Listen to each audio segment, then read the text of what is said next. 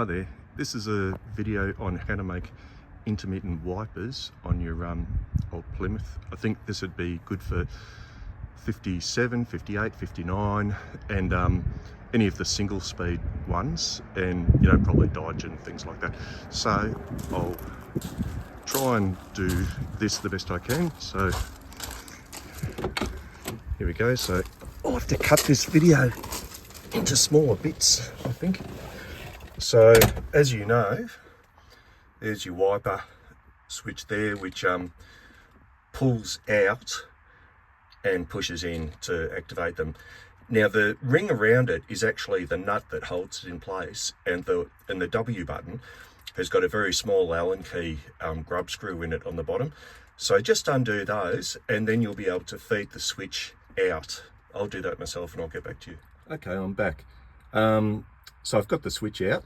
Now, as you can see, there's 3 wires going to it. In my car, so I can't say if it's the same in yours, the very back wire is black and white, and on the switch, I don't think we'll be able to see it, but they're labelled B, P and R. Now the black and white is the positive coming in. Now that goes to that center lug there, which has got a thermal fuse inside it, I think. So what happens is it goes over to the blue. So the black and white and the blue, when the car is turned on, are always live, and then the one on the other side, the black wire, is the run wire, the R wire. So you've got the very back one is B, which I think stands for battery. The blue one I think is park, P for park, and then the one on the right is R for run. So that the switch is actually just switching between the blue wire and the black wire, between park and run.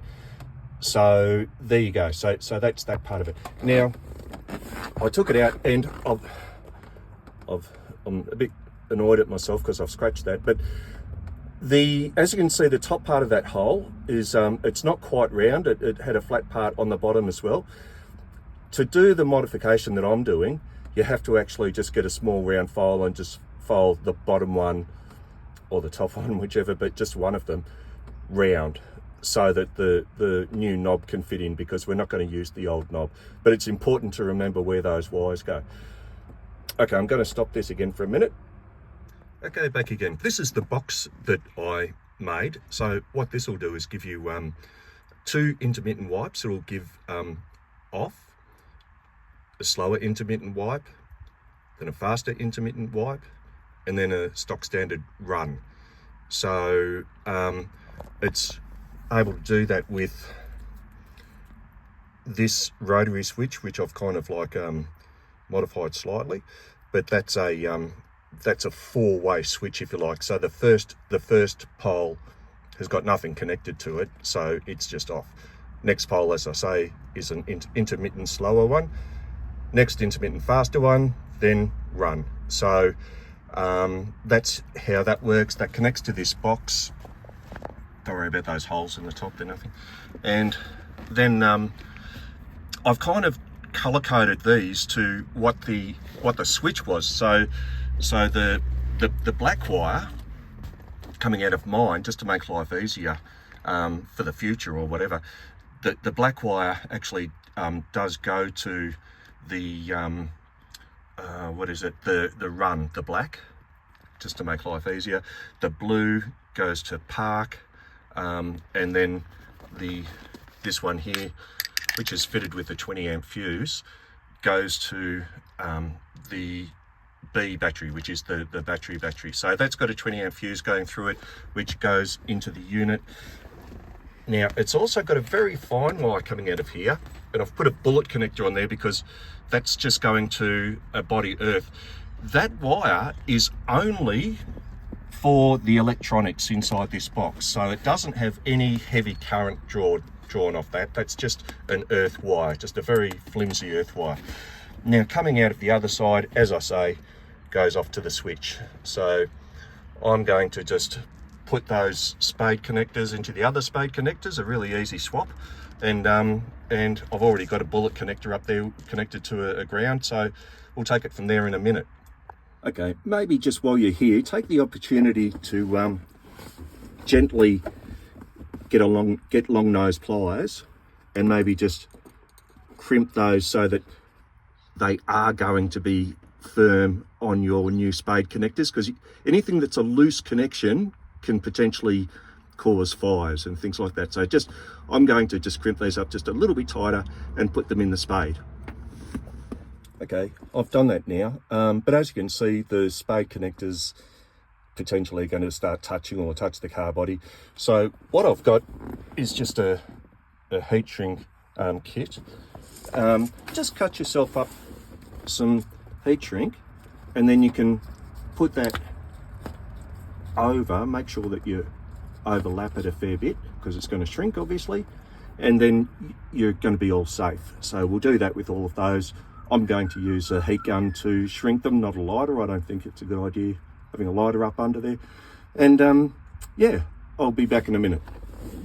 Okay, so I've got the heat gun, as you can see. So what we'll do is we'll just put some heat in here.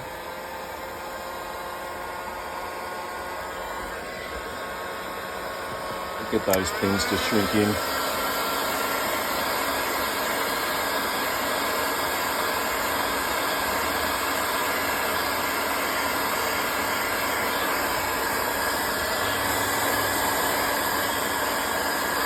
Oh wait, it keeps them still when they shrink in. They're not going to drift off anywhere.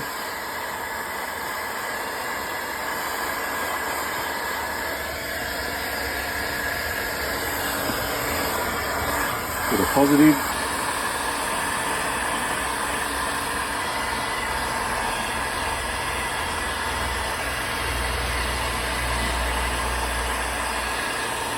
Okay, that part is done. Okay, as mentioned, I've just connected up that small earth that I've got inside the car with a bullet connector, so that's done. Okay, as everybody I'm sure has been caught out before, don't mount it all in position and all that sort of stuff until you know that it works. So we'll do a little test now. I've sprayed Windex on the windscreen. I just want to tell you before I forget to, so this has got a 20 amp fuse going into it there. It's also got an internal 1 amp fuse to protect the electronics, so if anything funny happens inside, it'll just pop before anything catastrophic happens. So let's go over to here. We'll put it to accessory. Oh, they're off and running already. In a sec, let's go back to, okay, so that is off, so it's all the way that way. Now let's click it. It's hard to do with one hand.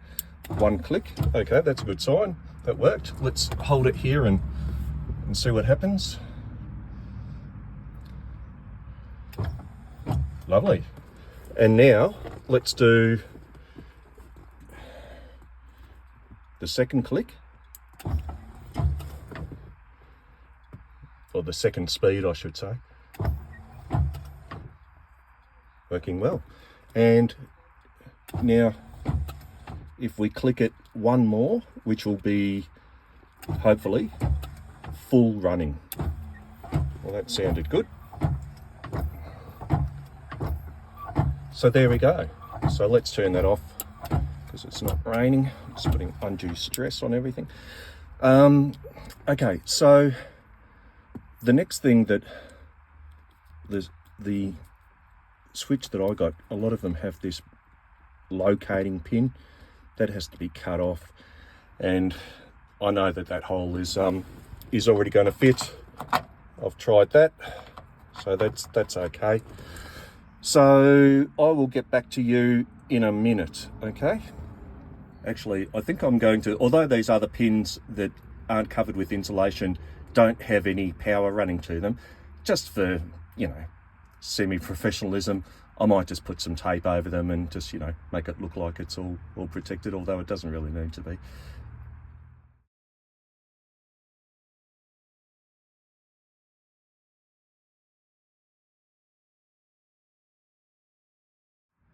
Okay, so I've put that in there. You have to make sure that the shaft is in the right spot, because you want the W to be facing correct. You don't want it to be skew-if when you finish the job.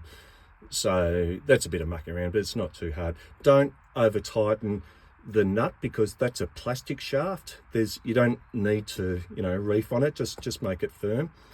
And so that's kind of that part of the job done. Now this is the nut of the original switch, but the shank on that is much smaller.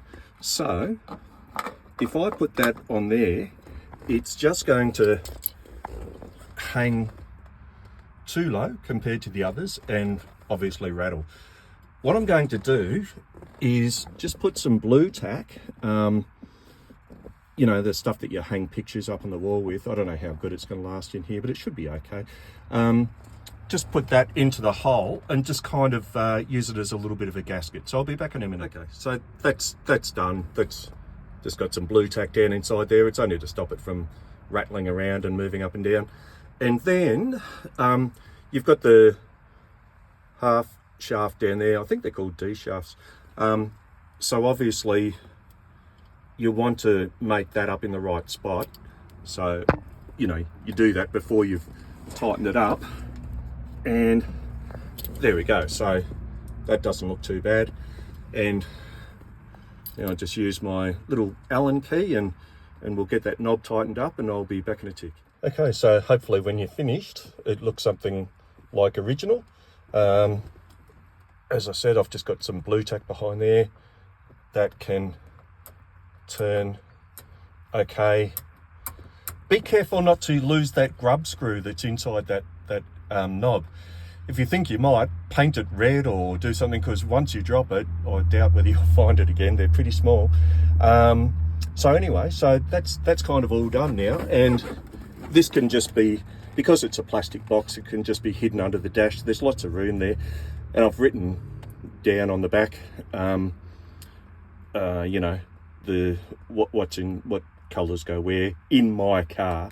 So I don't know, because they're such old cars, people might have played with the wiring. You don't know what's going on. In fact, the wiring in mine seems very, what's the word, durable. So maybe someone's rewired mine in the past. I actually have got a mate with a 57 Plymouth, and he only had 2 wires running to his 3-way switch. So he must have had a fuse put up inside the dash separately instead of that thermal fuse that's on the actual switch. But you definitely have to have that thermal fuse or the blowable fuse. The idea behind the thermal fuse is that if it doesn't happen in Australia here, but so much, but if you've got snow on the windscreen or something like that, rather than the motor overheating and not being able to move it, it'll actually, the thermal switch will shut down for a little while, and then, you know, it'll cool down and work again. So that's the idea behind a thermal switch. So anyway, that's all that. So it's really just a plug and play system that gives you intermittent wipers. So there you go. So just something I kind of had fun knocking up. Okay, all the best. By the way that this works is that when the windscreen wiper motor gets power, it only gets power for a second, just like you're flicking on the switch and then turning it off again. So it'll only work if the park on your wipers work properly. So if you turn off your wipers and they just stop in the middle of the windscreen, this is not going to work. They have to park in the right position, otherwise it's going to be all over the place. So anyway, I'll flick that over to accessory, turn the switch on, and it's getting a bit, all the dried up Windex on the windscreen isn't looking the best. There we go, and then we'll go to the next one.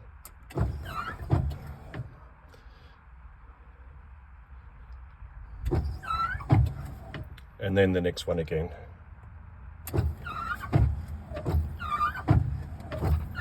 And now off. Okay, so there we have it. So yeah, it's just something that I made up, and it's kind of it's not easy. So I really won't be able to answer questions, you know, like how do you do it and blah blah blah, because it's too much to try and explain. But I just wanted to show you it is possible to do, and you really need it, in my opinion, because I was going for a cruise with a whole lot of other cars with a mate, and it was just drizzling, and it was a nightmare kind of watching the traffic. You know, I've got like a 3 on the tree manual, and you know, you're trying to change gears and trying to concentrate on the traffic and trying to turn your windscreen wipers off and on. You know, it's just a nightmare. So yeah, intermittent windscreen wipers is the go. Bring 1959 into 2026. Okay, see ya.